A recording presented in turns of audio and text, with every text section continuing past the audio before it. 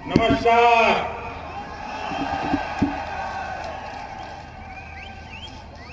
देवभूमि के देवतुल्य भाइयों और बहनों,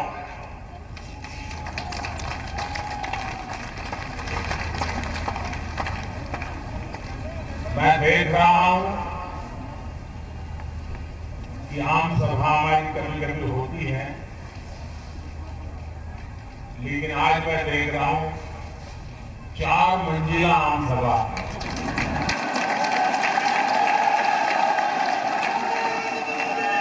शायद कोई कोना ऐसा नहीं है कि जहां अल्मोड़ा और इस पूरे क्षेत्र के भाई बहन हम सबको आशीर्वाद देने के लिए न आए हो। यह अद्भुत नजारा, मैं आपको फिर से एक बार प्रणाम करता हूं।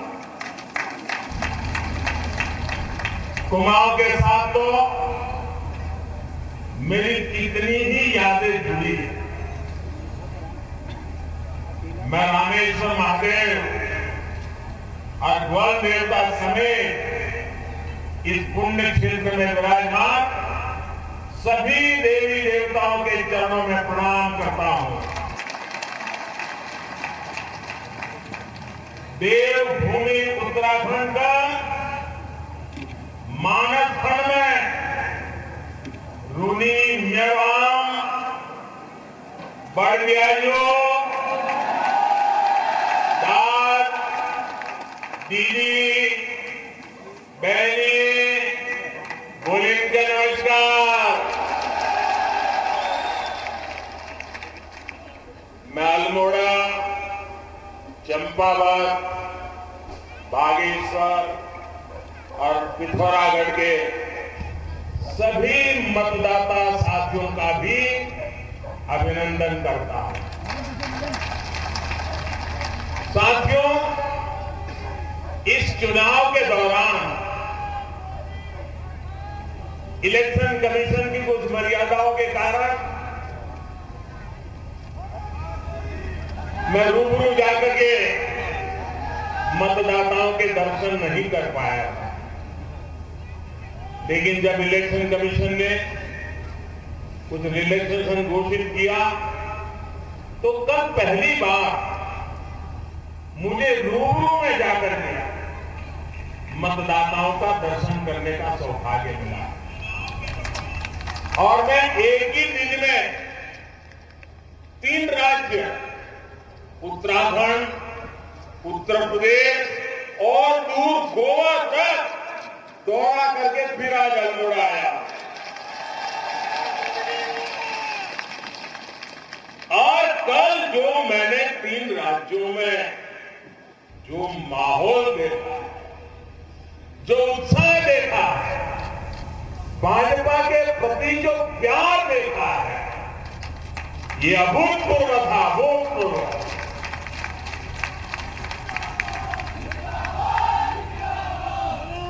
और मैं देख रहा हूं कि मतदाता कभी अच्छे कामों को भूलते नहीं, अच्छे यादों को भूलते नहीं है और कभी भी नेक नियत वालों का साथ छोड़ते नहीं है।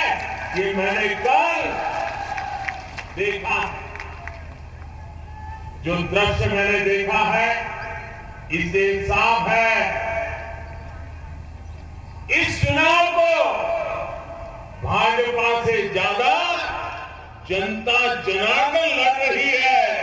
भाजपा को दोबारा बिठाने के लिए मेरी माताओं बहनों ने कमर कसी हुई है, मेरे नौजवानों ने कमर कसी हुई है, मेरे छोटे छोटे किसान मैदान में उतरे हैं। जनता खुद जुट गई है। उत्तर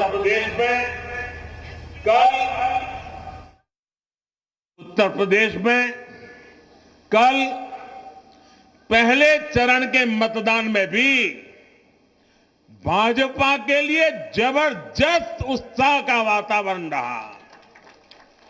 कल का मतदान, लोगों का उत्साह, लोगों की एकजुटता, मैं उत्तर प्रदेश का कल का जो मतदान हुआ है, मैं कहता हूं भारतीय जनता पार्टी पुराने सारे रिकॉर्ड तोड़ करके जीतने वाली है वहां। और मैं जो लोग निराशा पार्टी की कोई भी चीज अच्छी नहीं लगती है, उनको भी कहता हूं कि अगर उत्तराखंड के संबंध में भी आपके मन में कोई आशंका है तो ये मेरे अल्मोड़ा में आकर के देखिए जरा। दूर दूर ऊपर पहाड़ियों की चोटियों पर मैं चारों तरफ ये जन सागर देख रहा हूं, जन सैलाब देख रहा हूं भाइयों। यही दिखाता है कि फिर एक बार भाजपा सरकार, फिर एक बार जिन लोगों को उत्तराखंड की जनता का निर्णय देखना हो, वो इस जन सैलाब को देखकर समझ सकते हैं।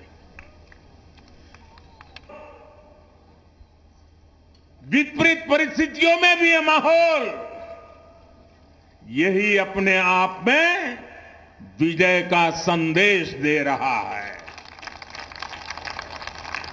उत्तराखंड के लोग ये बात जानते हैं कि भाजपा सरकार ही इस दशक को उत्तराखंड का उज्जवल दशक बना सकती है। इसलिए एक बार फिर डबल इंजन की सरकार उत्तराखंड में आना तय है। साथियों, भाजपा का संकल्प है जितनी ऊंचाई हमारे पहाड़ों की है, उतनी ही ऊंचाई तक हमें उत्तराखंड के विकास को, उत्तराखंड की समृद्धि को भी लेके जाना है।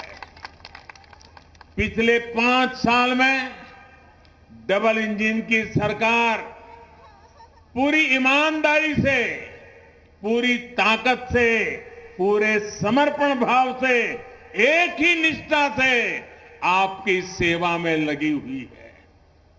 अब उत्तराखंड विकास के शिखर की तरफ बढ़ चला है। उत्तराखंड को एक नई पहचान मिल रही है।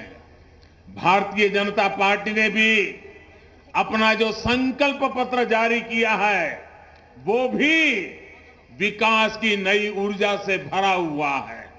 साथियों, विकास तभी होता है जब बिना भेदभाव के काम किया जाए। इसलिए आज हमारी सरकार सबका साथ, सबका विकास, सबका विश्वास और सबका प्रयास, इस संकल्प को लेकर के काम कर रही है।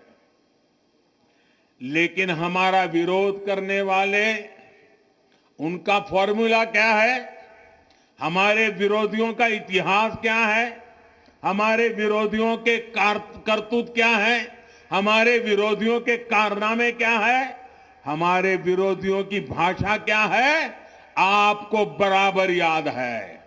और इसलिए मैं कहूंगा कि हमारे विरोधियों की फॉर्मूला इतनी है,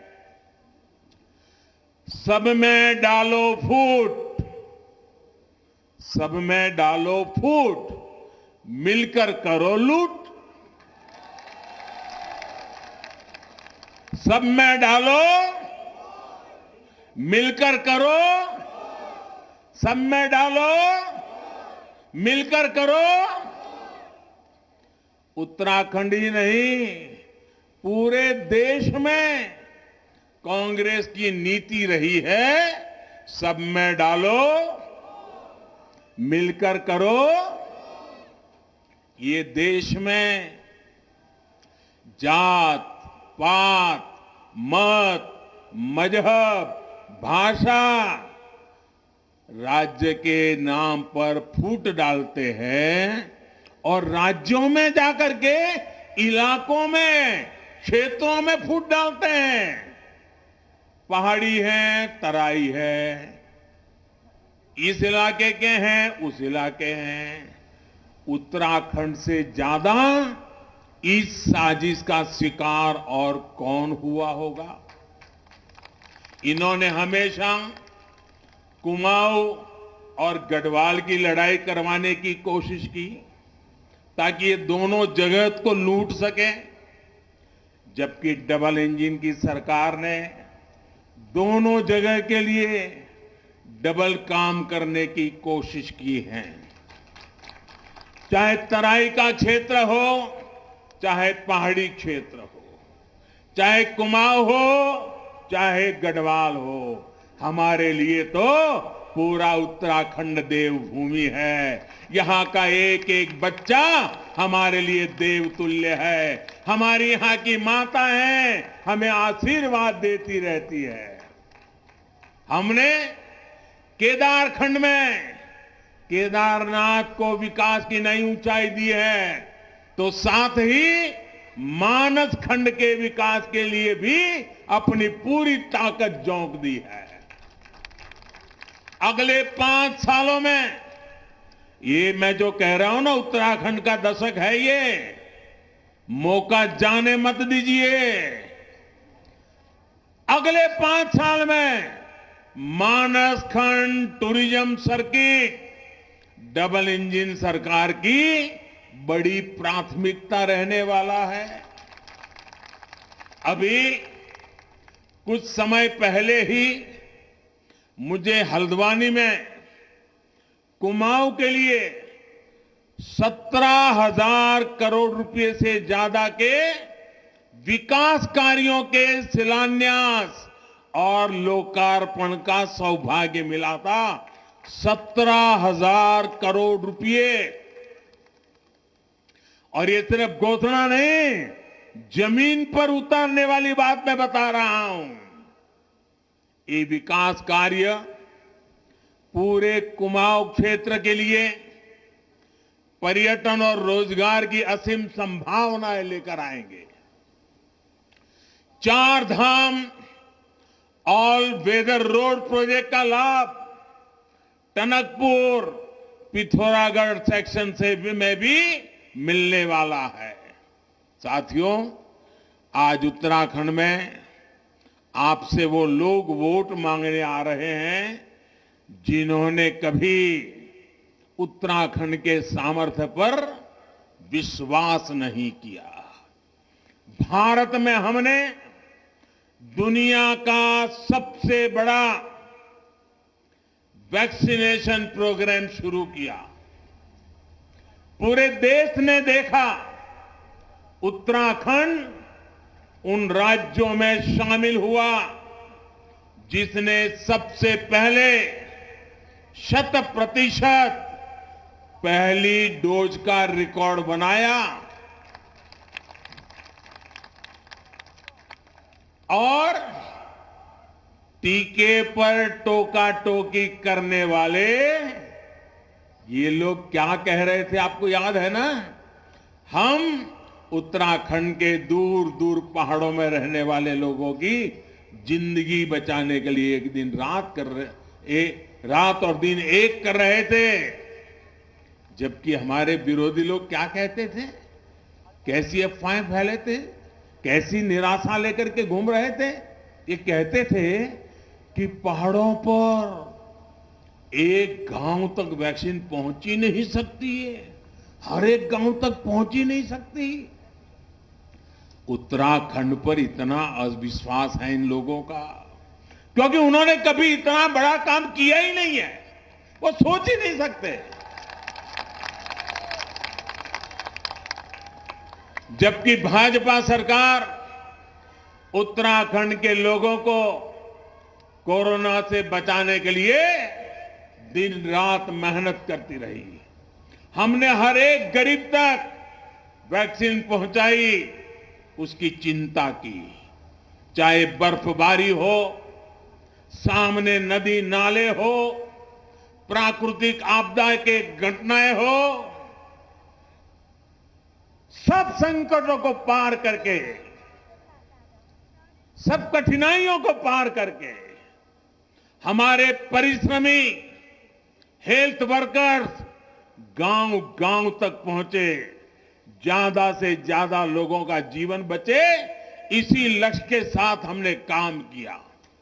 मैं हमारे युवा मुख्यमंत्री श्रीमान धामी जी को, उनकी पूरी सरकार को और उनके सभी कर्मचारियों को आज हृदय से बहुत बहुत अभिनंदन करने आया हूं, उनका धन्यवाद करने आया हूं। उन्होंने उत्तराखंड के नागरिकों की जान बचाने के लिए अपने जीवन की परवाह नहीं की, दूर दूर पहाड़ चढ़ करके भी उन्होंने वैक्सीनेशन का काम पूरा किया। यह छोटा काम नहीं है दोस्तों। पहले हमारे देश में एक एक वैक्सीन को लगाते लगाते 40-40 साल लग जाते थे। साथियों, यही लोग कहते थे कि पहाड़ों पर सड़कें बनाना आसान नहीं है, इसलिए यहां तो ऐसे ही चलना पड़ता है। लेकिन आज उत्तराखंड में चारों धामों को जोड़ने के लिए ऑल वेदर रोड का काम चल रहा है। जहां ये सड़क को मुश्किल बताते थे, वहां आज पहाड़ों पर रेल भी पहुंच रही है। ऋषिकेश कर्णप्रयाग परियोजना का काम तो चल ही रहा है। टनकपुर बागेश्वर रेल लाइन का सपना भी आने वाले समय में जरूर साकार होगा और हम ही पूरा करेंगे। इस परियोजना के बारे में सबसे पहले अंग्रेजों के समय में सोचा गया था। आप सोचिए, जब देश गुलाम था ना, तब इसकी चर्चा हुई थी, लेकिन अंग्रेजों ने भी कुछ नहीं किया, बातें की। कांग्रेस वालों ने भी कुछ नहीं किया, बातें की। लेकिन हमने तय किया है, इन सपनों को हम साकार करके रहेंगे। बस आपके आशीर्वाद चाहिए, उत्तराखंड के आशीर्वाद चाहिए। अब बीजेपी सरकार कुमाऊं क्षेत्र के लिए महत्वपूर्ण इस रेल परियोजना पर काम कर रही है। इसी तरह दिल्ली आने जाने के लिए अब देहरादून दिल्ली एक्सप्रेस वे बनने जा रहा है। इससे यात्रा का समय भी घटेगा और उत्तराखंड का विकास भी गति पकड़ेगा। ये उत्तराखंड की असली ताकत है और इसीलिए बड़े आत्मविश्वास के साथ कहता हूं, और मैं यहां के हर इलाके से परिचित हूं। इस भूमि के साथ मेरा विशेष नाता रहा है, ये आप सब जानते हैं। आपकी ताकत को मैं जानता हूं, आपके सामर्थ्य को मैं जानता हूं, आपकी नेक नीयत को जानता हूं, आपके भीतर रगों में जो ईमानदारी है ना, देशभक्ति है ना, उसको मैं भली भांति जानता हूं। और इसलिए मैं कहता हूं कि ये दशक उत्तराखंड का दशक है। साथियों, डबल इंजन की सरकार के लिए, मेरे लिए उत्तराखंड का विकास सर्वोच्च प्राथमिकताओं में से एक है। अभी आपने इस बार के बजट को देखा होगा, हमने उत्तराखंड को ही विशेष ध्यान में रखते हुए एक योजना बनाई है, पर्वतमाला परियोजना। हिंदुस्तान में पहली बार पर्वतमाला परियोजना की कल्पना आई है किसी को, और योजना बनकर के आज आपके सामने आया है। वरना उनको तो लगता था भाई पहाड़ों के वोट कहां होते, एक आध दो एमपी होते, छोड़ो यार क्या जरूरत है। यही किया उन्होंने। हम कितने एमपी हैं, कितने एमपी नहीं है, इसके आधार पर नहीं चलते हैं, हमें तो एक नागरिक भी होगा ना, उसकी भी चिंता करना, इसको हम हमारा कर्तव्य बनाते हैं।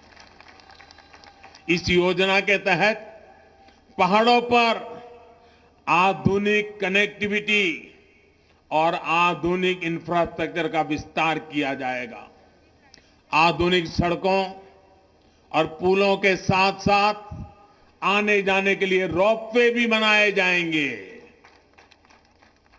इसका लाभ उत्तराखंड के स्थानीय लोगों को तो होगा ही, साथ ही इससे देश की सुरक्षा में डटे सेना के हमारे जवानों को भी सुविधा बढ़ेगी। सीमा से सटे गांवों के विकास के लिए,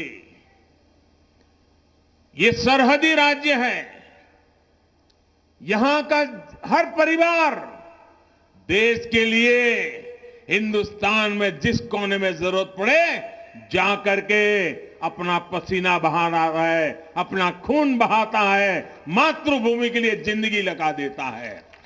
लेकिन उसके सीमावर्ती गांव जो हैं, सीमावर्ती तहसील है, सीमावर्ती जिले हैं, उसको अनदेखा किया गया। हमने योजना बनाई है और ये सिर्फ मैं घोषणा नहीं कर रहा हूं, इस बार के बजट में लोकसभा के अंदर इसकी दस्तावेज रखा गया है, बजट के अंदर कहा गया है और हमारे अजय टम्टा जी के सूचन और सलाह पर इस बात को हमने लागू किया है।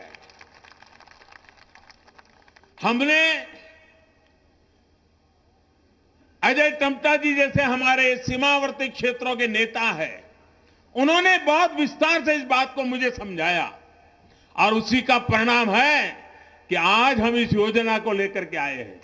हमारे सभी इस सीमा पर रहने वाले, पर्वतीय क्षेत्रों में रहने वाले एमपीज कितनी बारीकी से सोचते हैं, इसका यह उदाहरण है। इन सीमावर्ती गांवों के लिए हमने वाइब्रेंट विलेज ये योजना बनाई है।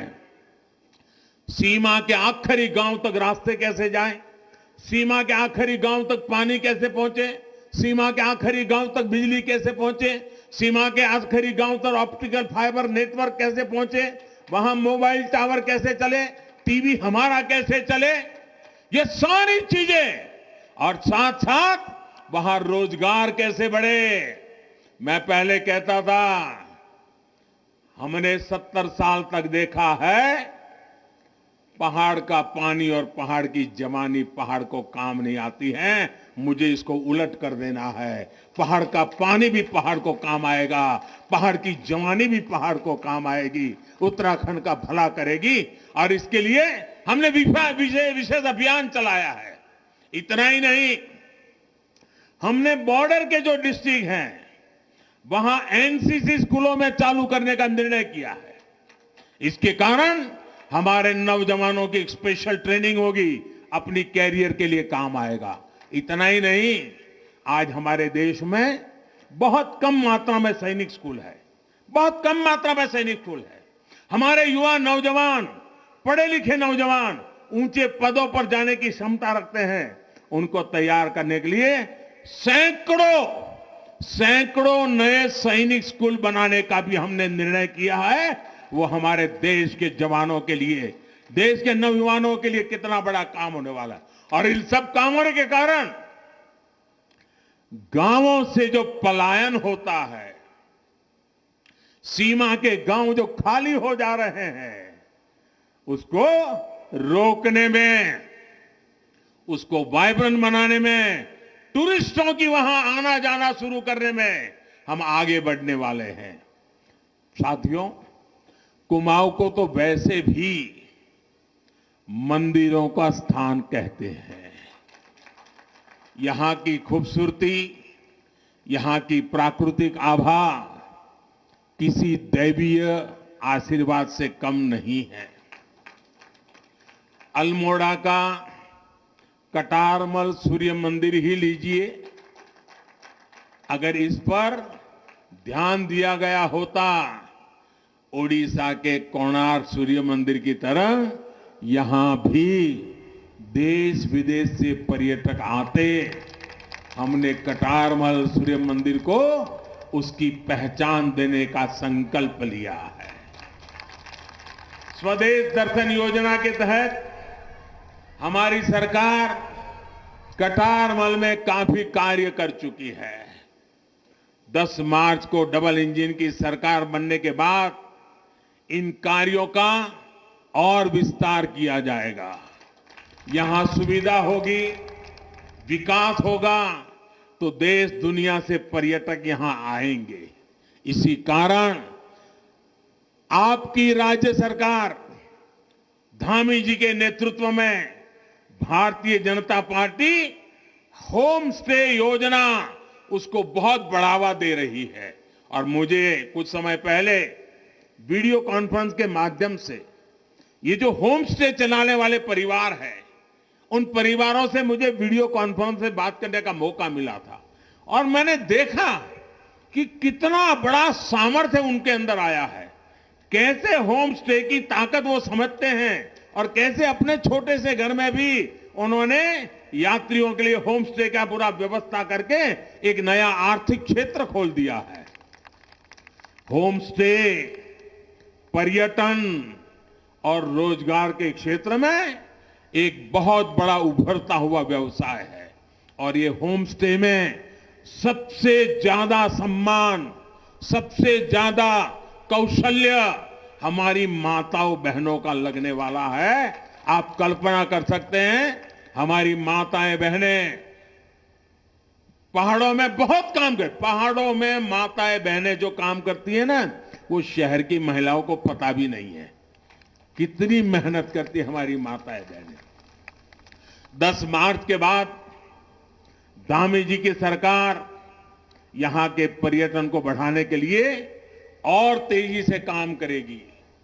कुमाऊं महान खोजकर्ता पंडित नैन सिंह और पंडित किशन सिंह की धरती है। उनकी विरासत को भी पूरे सम्मान के साथ आगे बढ़ाया जाएगा। साथियों, उत्तराखंड के लिए एक तरह से इस चुनाव का एक और महत्व है। आपको तय करना है, इतने सालों तक उत्तराखंड के नौजवानों में यही चर्चा होती थी, जाए तो कहां जाए, किस राज्य में जाएंगे तो वहां ठीक से बस पाएंगे, किस जगह पे जाएंगे तो कहीं रोजी रोटी मिल जाएगी। यानी 70 साल तक पुरानी सरकारों के जमाने में जब उत्तर प्रदेश का हिस्सा थे तब भी, अलग उत्तराखंड बना तब भी पलायन यही एक मुख्य मुद्दा रहा। पलायन पलायन पलायन।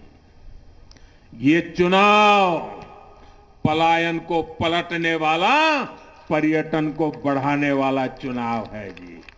आपको तय करना है कि इस चुनाव में पर्यटन को बढ़ावा देने वाले लोग चाहिए कि पलायन को बढ़ावा देने वाले लोग चाहिए। उत्तर प्रदेश के लोग कहेंगे अब पलायन बंद होना चाहिए, पर्यटन होना चाहिए। अब जाएंगे नहीं, लोगों को बुलाएंगे, यहां का हमारा प्रकृति का दर्शन कराएंगे। एक तरफ पुष्कर सिंह धामी जी के युवा नेतृत्व वाली सरकार है जो पर्यटन, प्रगति, प्रकृति और रोजगार के लिए काम कर रही है। दूसरी ओर वो पुरानी मानसिकता है जिसने दशकों तक उत्तराखंड में पलायन के हालात पैदा किए। यहां पर्यावरण को नुकसान पहुंचता रहा, वो लोग पहाड़ों के संसाधनों का शोषण करते रहे, यहां गरीबों के पास रहने के लिए घर नहीं थे, पीने को पानी नहीं था, इलाज की सुविधा नहीं थी। मैं यहां आता था तो देखता था कि माता बहनों को सर पर बंठों में कितनी कितनी दूर पानी लाने जाना पड़ता था। मैं सही बोल रहा हूं ना माताएं? मैं सही बोल रहा हूं ना? बंठों को उठा उठा करके जाना पड़ता था और साथ में हमारे छोटे बच्चे भी डब्बे या छोटे से कुप्पे में पानी ढोते थे। ये दिन मैंने देखे हैं। लेकिन कांग्रेस के लोगों को इसकी चिंता नहीं होती थी। उन्हें उत्तराखंड से ज्यादा चिंता दिल्ली के दरबार की रहती थी। काली कमाई होती रहे, दरबार में पहुंचती रही और दरबार की कृपा आती रहे। और गरीब के साथ क्या होता था? उसे अपना गांव, अपना घर, अपने यार दोस्त, अपने रिश्तेदार, अपनी प्रकृति, अपना पहाड़, अपनी खुली जिंदगी सब कुछ छोड़ करके झुग्गी झोपड़ी में शहरों में जाकर के 2 टूक रोटी के लिए जिंदगी खपानी पड़ती थी। भाजपा की सरकार आने के बाद पहली बार पूरी ताकत से स्थिति बदलने के लिए काम हुआ। उनके समय में पहाड़ के जलस्रोत सूखे थे, तो इसका ठिकरा ये प्रकृति पर फोड़ते थे। हम कुमाऊं की पाइपलाइन के रूप में जामरानी बांध का काम जल्द ही शुरू करने वाले हैं। हम जल जीवन मिशन के जरिए गांव गांव, घर घर पानी पहुंचा रहे हैं। उत्तराखंड में 8 लाख घरों को पानी का कनेक्शन दिया जा चुका है। 8 लाख घरों में नल से जल का काम हमने कर लिया है। इस बार के बजट में देश के गांव गांव पानी का कनेक्शन पहुंचाने के लिए मेरी माताएं बहनें, आप मुझे आशीर्वाद देते रहिए। 60,000 करोड़ रुपया हम खर्च करने वाले हैं ताकि मेरी माताओं बहनों को पानी लाने के कष्ट से मुक्ति मिले और नल चालू करे और घर में पानी आ जाए। माताएं बहनें, मैं आपके लिए काम करता।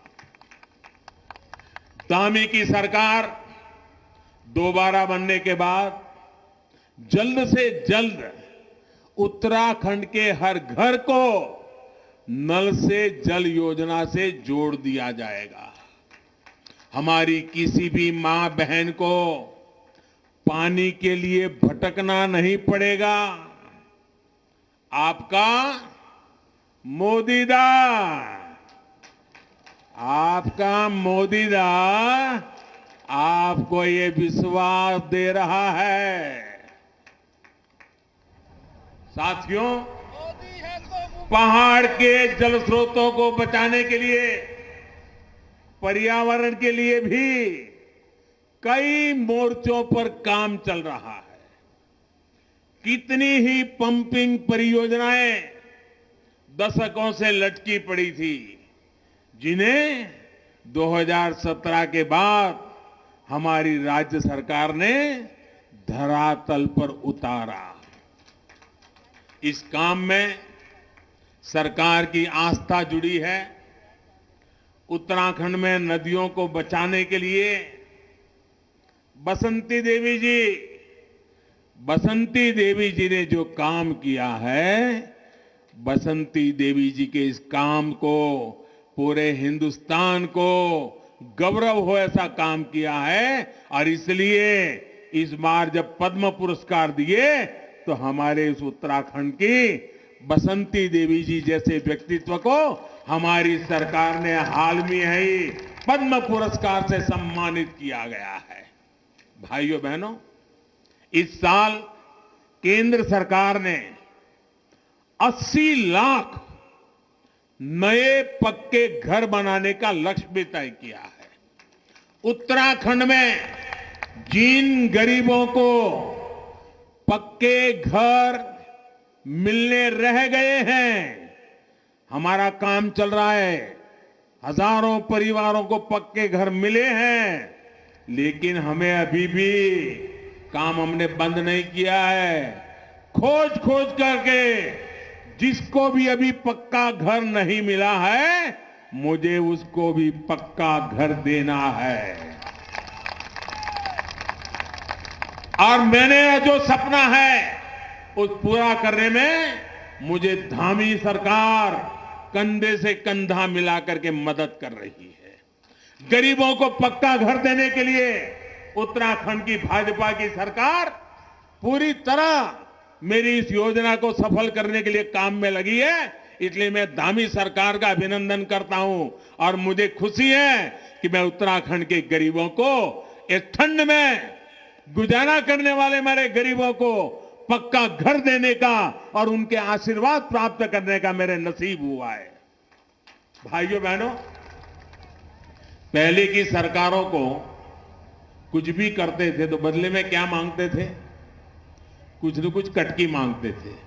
कोई नेता आ जाता था, कोई ऐसे ही बिचौलिया आ जाता था, देखो इतने लाख का मकान मिलने वाला है, लेकिन 10,000 मुझे देना पड़ेगा, 15,000 मुझे देना पड़ेगा, तो आपको मकान मिलेगा। वो मकान के बदले में क्या मांगते थे? क्या मांगते थे? क्या मांगते थे? क्या मांगते थे? मैं भी मांग रहा हूं। क्या मांग रहा हूं? मुझे सिर्फ आशीर्वाद चाहिए। मुझे सिर्फ आशीर्वाद चाहिए। माताओं बहनों, मेरे गरीब भाइयों बहनों, मैं सिर्फ आपके आशीर्वाद के लिए काम कर रहा हूं। मेरे लिए आपके आशीर्वाद काफी है। मुझे उससे ज्यादा आपके आशीर्वाद से ऊपर कुछ नहीं चाहिए। और जब आप कमल पे जाकर के बटन दबाते हैं ना, तो उस आशीर्वाद की ताकत भी बहुत बढ़ जाती है। और आप तो देखिए, हमारे यहां देखिए, यहां कमल है, यहां कमल है और यहां ब्रह्म कमल है। कमल और ब्रह्म कमल का नाता देखो। और इसलिए डबल इंजन की सरकार गरीब का दर्द समझती है, उसकी दिक्कतों को दूर करने के लिए दिन रात काम कर रही है। कोरोना संकट के समय में हमारी सरकार ने प्रधानमंत्री गरीब कल्याण योजना के जरिए मुफ्त राशन की जिम्मेदारी भी निभाई है। क्योंकि शहरों से लोग फिर अपने गांव चले आए, चारों तरफ मुसीबतें खड़ी हो गई और मैं भले दिल्ली में बैठा था, लेकिन मेरा दिल इसी बात को पुकारता था कि इतने बड़ा कोरोना भले आया, 100 साल में ऐसी बीमारी नहीं आई, पूरी दुनिया में ऐसी बीमारी नहीं आई। लोगों की जिंदगी भी मुझे बचानी है और लेकिन ये भी देखना है कि गरीब के घर में भी चूल्हा जलता रहना चाहिए। कोई बच्चा भूखा न मरे, किसी मां को आंसू न बहाने पड़े, घर में खाने की दिक्कत न हो। और इसलिए 80 करोड़ लोगों को पिछले 1-1.5 साल से मुफ्त राशन पहुंचा करके गरीब के घर का चूल्हा मैंने जलता रखा है। माताएं बहनें जब अपने बच्चों को थाली में खाना परोसती है ना, तो मुझे भी आशीर्वाद परोसती हैं। इससे बड़ा मेरे जीवन का सौभाग्य क्या होता है। स्वास्थ्य के लिए भी आज उत्तराखंड में अभी अजय टम्टा जी बड़े विस्तार से बता रहे थे, मेडिकल कॉलेज से लेकर एम्स तक बनाए जा रहे हैं। पिथौरागढ़ में Babu Jagjivan Ram government medical college का उदाहरण आपके सामने है। हमारी सरकार ने अल्मोड़ा मेडिकल कॉलेज के इंफ्रास्ट्रक्चर में भी सुधार का काम किया है। राज्य में 5 नए डिग्री कॉलेजों का काम भी तेजी से आगे बढ़ रहा है। साथियों, प्रगति से लेकर पर्यटन तक विकास की इस यात्रा में अभी हमें बहुत आगे तक जाना है। हमारे सपने बड़े हैं, हमारे लक्ष्य बड़े हैं। इस पर हमें किसी भी हालत में वो पुराने वाली ब्रेक को वापस नहीं आने देना है। अगर वो आए तो समझ लीजिए ब्रेक लग गई। और क्योंकि मैंने देखा है ऋषिकेश कर्णप्रयाग रेल लाइन की बात दशकों पहले हुई, लेकिन 2014 तक इसको कोई पूछने वाला नहीं था। आपने जब मुझे 2014 में सेवा करने का सौभाग्य दिया तो हमने तेज गति से काम शुरू किया और 2017 में जब यहां डबल इंजन की सरकार आई तब तो मेरा काम करने का हौसला भी बुलंद हो गया, काम करने की गति भी बढ़ गई। और जो सोचते थे कभी पहाड़ों में रेल आएगी नहीं, आप देखना, आपकी आंखों के सामने देखोगे पहाड़ों में एक रेल नहीं अनेक रेल आने वाली हैं, इस क्षेत्र में भी आने वाली है।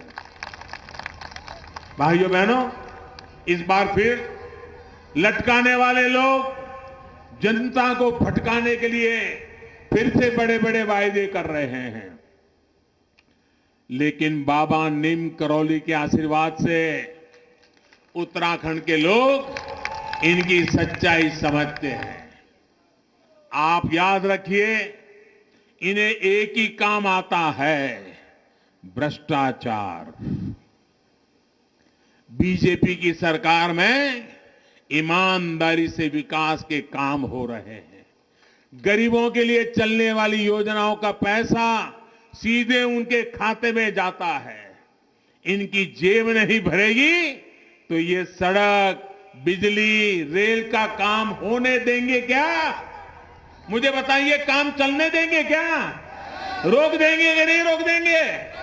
आज जो काम चल रहे हैं, आपको लाभ हो रहा है, उस पर रोड़े अटकाएंगे कि नहीं अटकाएंगे? क्या आप आपका बुरा चाहेंगे क्या? क्या उत्तराखंड के लोग अपना बुरा चाहेंगे क्या? आप अपना भला चाहते हैं कि नहीं? तो बुरा करने वालों को आने देंगे क्या? तो भला करने वालों को काम दे करके, ज्यादा से ज्यादा वोट दे करके फिर एक बार धामी की सरकार बनानी है। मेरे भाइयों बहनों, बिना दलाली के ये गरीबों को घर, मकान, बिजली, पानी और किसान सम्मान निधि कभी भी नहीं पहुंचने देंगे। इनकी हिस्ट्री रही है, ये कभी ये काम नहीं होने देंगे। साथियों, ये लोग न उत्तराखंड की संस्कृति को जानते हैं, न यहां के पहाड़ों को।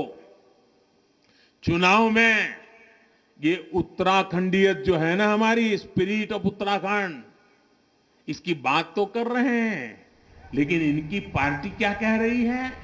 मैं हैरान हूं। ये लोग सोचते हैं उत्तराखंड की वीर माताएं, यहां के वीर बेटे बेटियां,